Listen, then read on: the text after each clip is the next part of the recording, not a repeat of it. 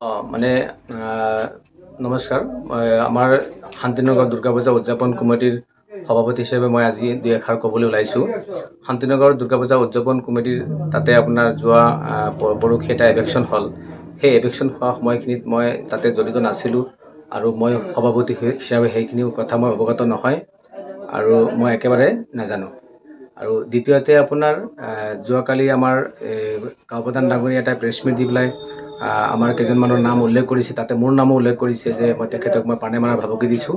এই কথাটো সম্পূৰ্ণ ভিত্তিহীন। মই তেখেতক পানে মাৰা ভাবুকি দিয়া নাই, এই বিষয়ত মই জড়িত নাই আৰু মই নিজে শাৰীৰিকভাৱে অসুস্থ, মই ঘৰতে আছোঁ আৰু অলপ নিজৰ কামখিনি কৰি আছোঁ।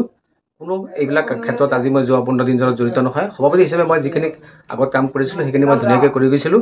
বাকী এই কথাখিনিৰ লগত মানে মোৰ কাৰো লগত মানে যোগাযোগ হোৱা নাই, কোনো মোৰ লগত আলোচনা কৰা নাই আৰু মই এই বিষয়ত একেবাৰেই অৱগত নহয়, নাজানো।